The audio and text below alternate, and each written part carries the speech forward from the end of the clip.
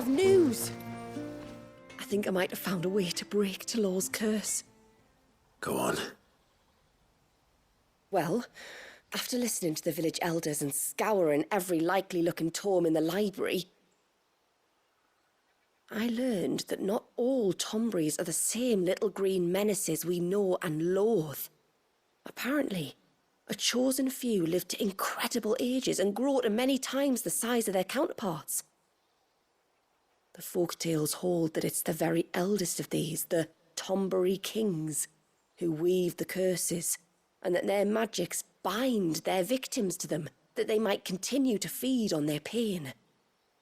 So if we slay the one that cast the curse, the feeding will cease. But that was my thinking, yes. Though I doubt it'll be easy. These kings are not just bigger, they're stronger too. And if the tales are true, their followers will defend them to the death. It is a perilous proposition, in short, but it may also be Talor's only hope. What say you? I'll do it. Even if killing this king doesn't break the curse, Mysidia will be a safer place for its removal. Thank you. So then, where will I find it? That, alas, I do not know. It must have woven the curse at the altar in Father's Fell, but as to where it is now... Fannet! You were the one asking about Tonberries, right? Because there's a whole bloody army of them out on the cloak! What? But why would they stray so far? And why now? There's only one way to find out. I'll head up the mountain and see what's going on. Right. Thank you. And please, be careful.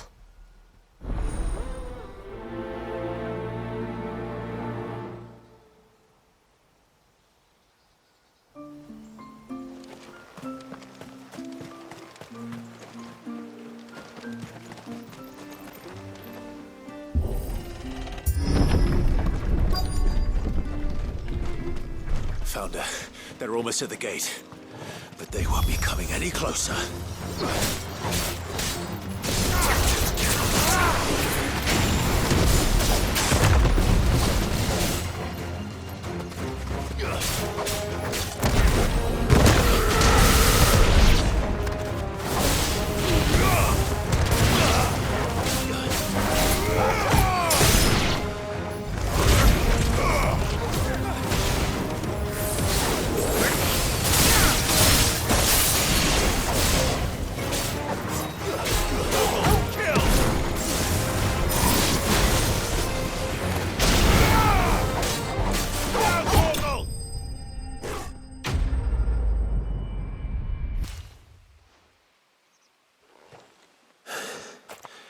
That should buy Haven some time, at least. Clive, are you all right? Fine. We've taken care of the immediate threat. Thank the tides. I was worried I was going to lose you both. Talor, he took a sudden turn for the worse just after you left. What? Is he? No, he's hanging on. I fear the Tomberry king may have begun the cursing ritual again. In earnest this time. And I can't imagine their being here as a coincidence. I think it might be happening on this very mountain. If it is, it won't be for long. Get back to Talor. I'm going up. My thanks. I shall pray for both of you.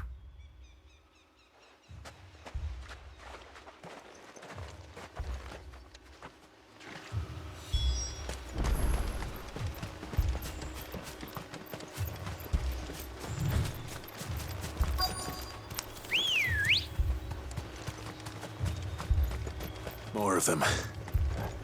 Come on, then. I crave an audience with your king.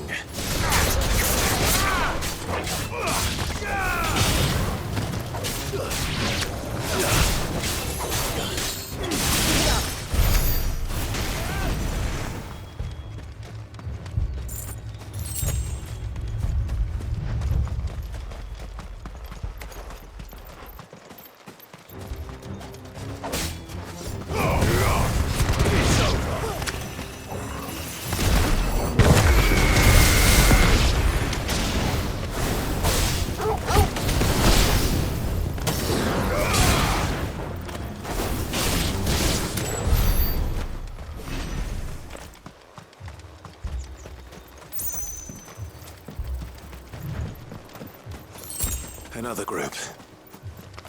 They don't look very regal.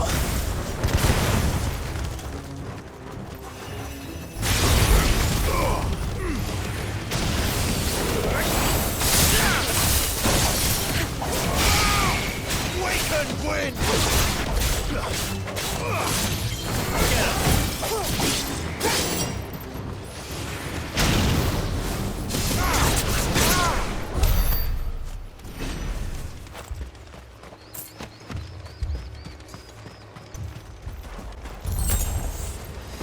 There's dozens of them. The king must be close. We'll have to take care of his followers first.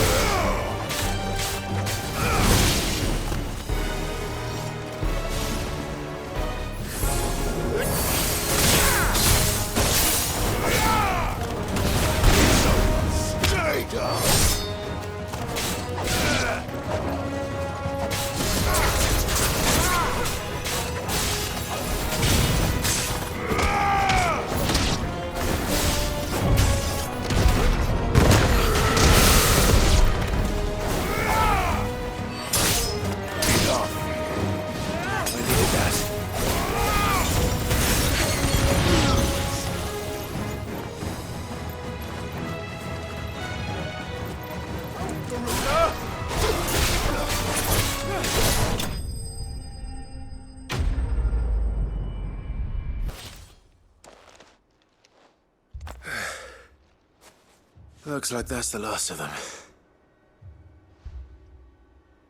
Out here, anyway. But beastmen do like dark places.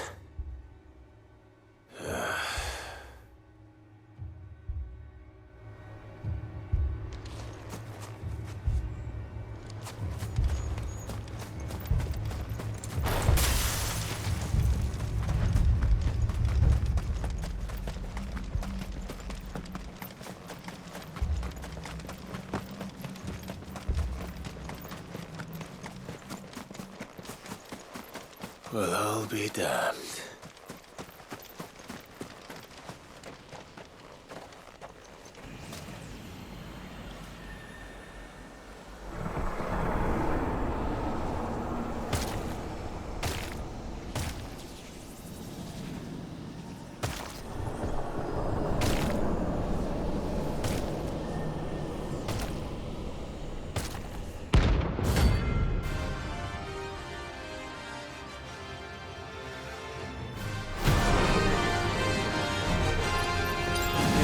A crown.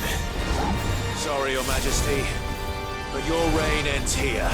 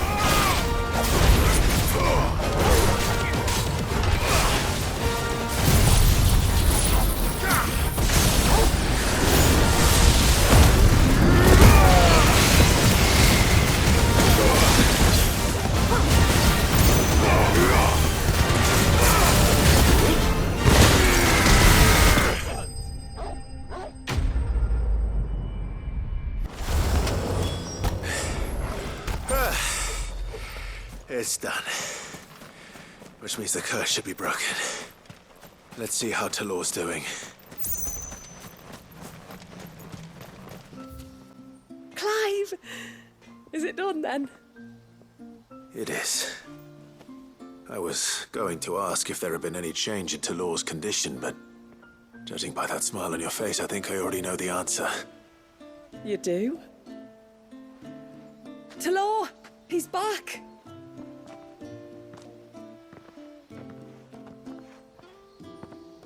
Thank you, my lord. I can never repay you for everything you've done for me. I owe you my life. I'm just glad the curse is lifted. There is one thing I'd like to know, though. If you don't mind my asking. What made you seek the Tombury's help in the first place? Oh, that, well, you deserve to know. It was years ago now, back in my trading days. The Sons of Greek arrested me in Oriflamme, chained me up in a lightless cell with a great sword hung over my head, ready to fall if I didn't confess. Though they never said to what. I didn't, of course. So eventually they just let me go. And I never told a soul. Tried to forget it ever happened. But then you came along and the sight of your sword brought it all flooding back. I couldn't sleep, couldn't eat, couldn't hardly breathe, and I thought that if I gave my old chain to the Tomburys, maybe they could take all that pain away. All that anger. But it only made it worse. Oriflamme has fallen. And the men who tortured you likely fell with it. If only I'd known, I might have spared everyone a lot of trouble. I'd convinced myself that you were like them, that all outsiders were the same, but you're not. Far from it. Thank you, son. Thank you.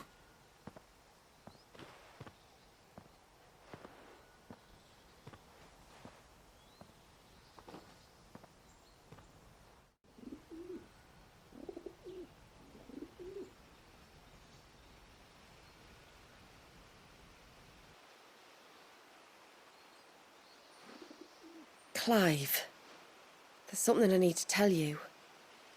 After we parted ways on the path to the cloak, I went straight back to Talor and explained to him what you were doing on his behalf. And just like that, his pain began to fade. What do you mean? Just like that? The Tombury King would have still been alive. I had to contend with dozens of his minions before I found him. Then perhaps one of them warned him of your coming and he broke off his ritual. Or perhaps knowing that an outsider was fighting for him was what lifted the weight from Talor's heart.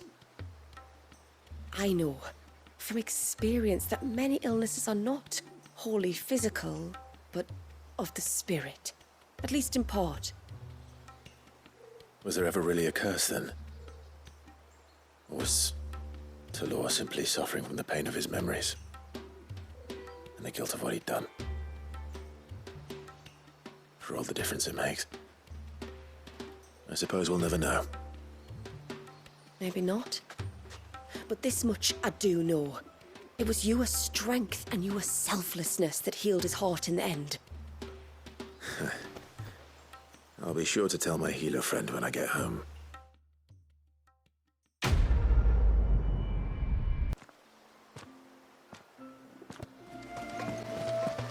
Hey, mister! Over here! Please, mister, you've got to help us. The village is in danger, and if someone doesn't do something...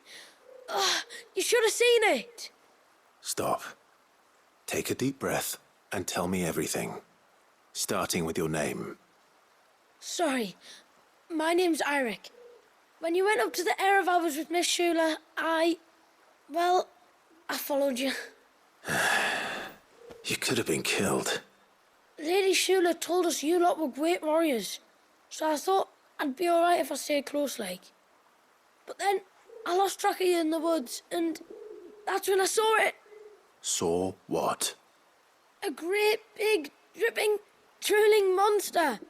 Spitting out great spouts of water it was, that were tearing up the ground and cutting down trees. Spouts of water.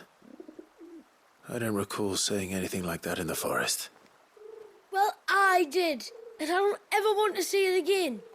You'll get rid of it, won't you? All right. If this creature is as terrible as you claim, it could well pose a threat to the village. I'll see what I can do. Thanks, mister. It was over by the Swift one that I saw it. Maybe it's still there. Then that's where I'll start my search. But this time, you're going to stay here. Understood? I wouldn't go through those gates for 1,000 gil. Not with that thing out there. Good luck, though.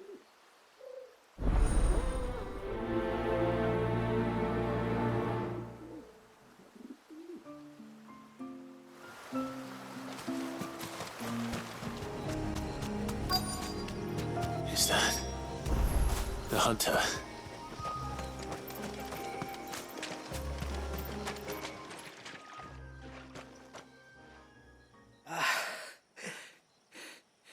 It's you. Nasef's savior. Are you all right? What happened? I was tracking an ibex when a great spout of water struck me square in the back. Sent me flying all the way across the clearing. Did you see what made it? No. All I heard was a noise. An ear-splitting din.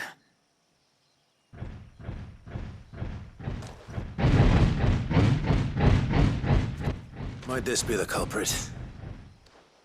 Leave him to us.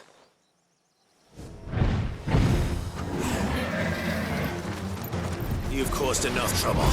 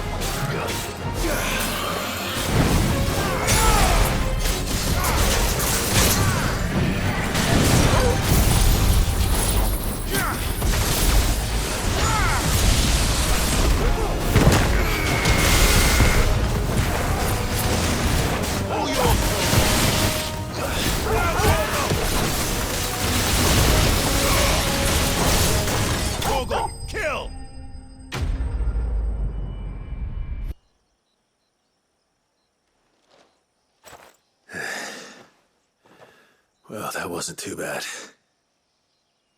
Hardly a threat to the village, but you can't blame the boy for being scared.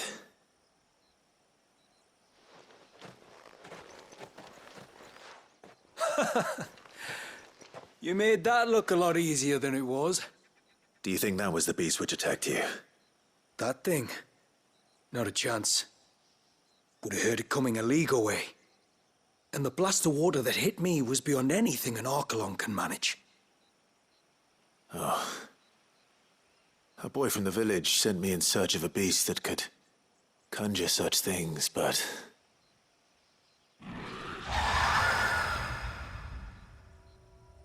That's it. That's the noise I heard. Sounded like it came from the ruins. I'll go. You head back to Haven and see a healer.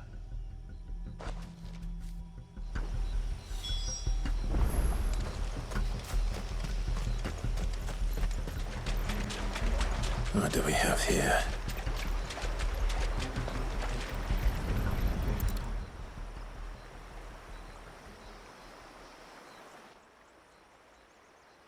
Found her.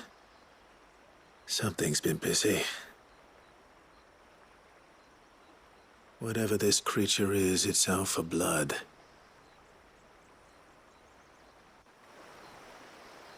but it's not having ours. Stay close, Torgal. Where are you?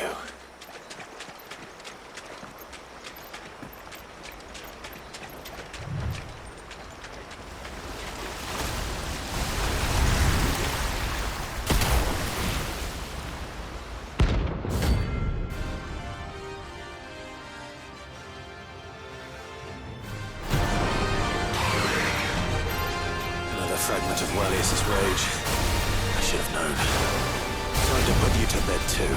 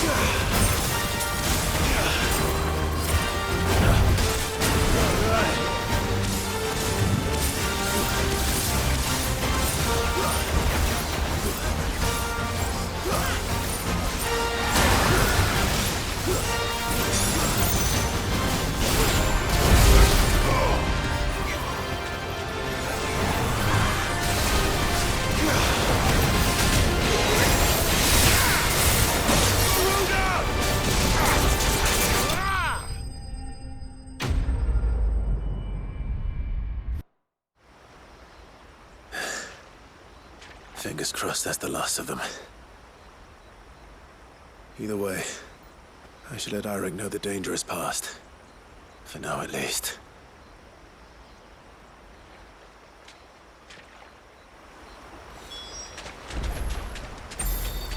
How many times do we have to tell you? You're not to go out into... You're back. So? Did you find the fiend that attacked me and young Eirik here? I did. It won't be troubling you anymore. Yes. I knew you'd get it. Only because you warned me of its existence. Not that you should ever have learned of its existence, but all's well that ends well, I suppose. What was it anyway? A manifestation of Leviathan's power. When we visited Waljas in the Surge, he was angry and afraid. The Icon summoned these creatures for his protection. Though why one would be wandering the ruins of Riversmeet, I don't know. Maybe it was looking for his mum. That's where she died, isn't it? The falls. The Falls? Aye. When they took her baby, she threw herself off the top. We go there once a year to pay our respects. The whole village. An Eggy is a part of its master's spirit, but Waljas wouldn't have been aware of what had happened to his mother, would he? Well, either way, you did us a favor putting that thing to rest. Us and Waljas. Thank you. Aye. Thanks, mister.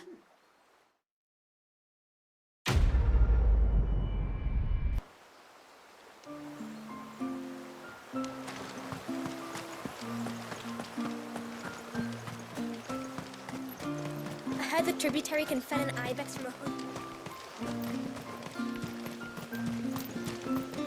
And then I dreamed I saw... My lord, might I have a moment of your time? I would beg of you a service. Certainly. What is it? It's a long story. But before we get to that, would I be right in thinking Lady Shula told you about the witch from the north? Yes. She said that your ancestors found her here, and that it was she who taught them the spell to stop time. She was like Waljas, you know. A dominant. The Warden of Ice. My great-grandmother suspected as much. She cared for the poor woman when the end was near. And it was she whose duty became to attend her grave. A duty that was passed down to me. I see. And the service you would beg of me? Well, until recently, the path to the grave had long been blocked by a fallen tree. But when our woodsmen finally found time to move it, we quickly realized it might have been better had they not.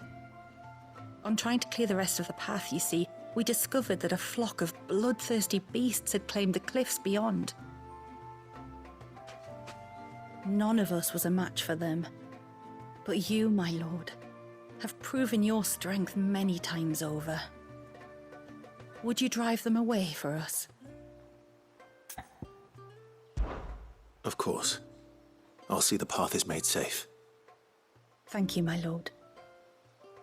The grave is in a place called Witch Drop. To reach it, one must turn left at the Winged Wains, then follow the path around to the right, deep into the forest. Why so far from Haven? It was where she lived. When our ancestors first came to Mysidia, they found her there, in an old abandoned village, and it was her heartfelt wish to return there in death. So when she passed away, my great-grandmother had a stone erected for her on the cliffs overlooking the place she once called home. How thoughtful. Well then, no time like the present. Left at the ships, then round to the right, you said. Just so. Thank you once again, my lord. I will join you at the grave anon.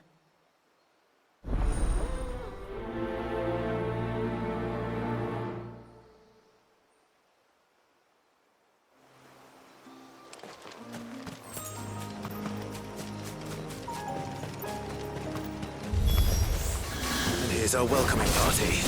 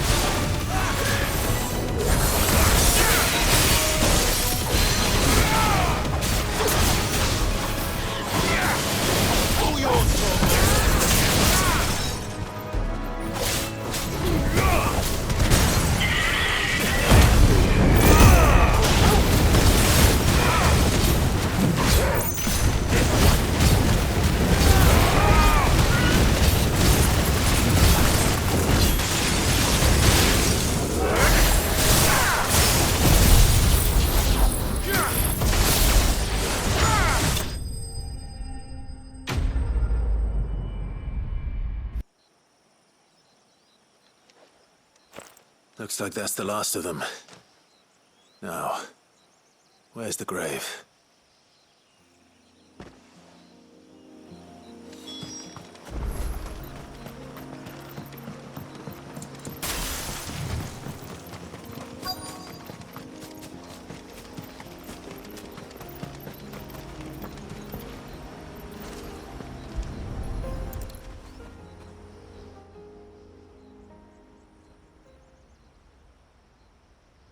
This must be it. My lord, thank you for making the path safe again. XVI. Was that her name? Yes. Hardly the most fitting tribute for a dominant, is it? A rough-hewn stone with naught but a given name engraved on it. But my ancestors had only been here a matter of weeks when she passed. Every day was a struggle to survive. They had neither the time nor the energy to devote to a more elaborate memorial. Yet they spared what they could to grant her wish, that even in death she might continue to watch over her home. She lived down there then? In the ruins? That's right. They were once the living quarters for those who served up in the temple. When the Northern Thanes sent her here to weave her spell, this was where she and her retinue stayed. There were priests, handmaidens, and a knight sworn to shield her from harm. Of course, they were all gone by the time my ancestors arrived, fled or dead in the Western Wars. All except XVI, who remained till the end. Alone. Indeed. At least, that is the story as it's been handed down in Haven. But there is an epilogue to the tale. One known only to Lady Shula and myself. Some years after XVI's passing, you see, my grandmother came here to tend the grave, and found a stranger kneeling before it. A knight, dressed head to toe in plate. She asked of him who he was and whence he had come, but received no answer. The only words he spoke were, "Tell me true, whose grave is this?" So she told him of how her people had met and cared for XVI, and how she had died. His only reaction was to stare up at the air of hours in silence. Then he left, never to be seen again. You said he was wearing plate. Was it black and gold? Do you know something of him? When we went up to the Air of Hours to unravel the spell, we were set upon by a shade in the shape of a knight in full plate. It manifested in front of the Vare, and in its ether, I felt Shiva, the witch. You think this may have been the same man my great-grandmother met? XVI's knight? I don't know. Maybe. All I can say for sure is it was intent on protecting her creation. Or perhaps her spirit? What remained of her ether, preserved in the Vare? Perhaps his spirit too became enraveled in her spell, frozen in an eternal vigil. Till we ended it. If the shade you fought was XVI's knight, then ending it was the greatest gift you could have given him. Now he can return to the sea, to be with his lady once more. And if his spirit should ever return here to visit her grave, I shall ask his name, that I might carve it in the stone next to hers. That they might be together. Once and for all.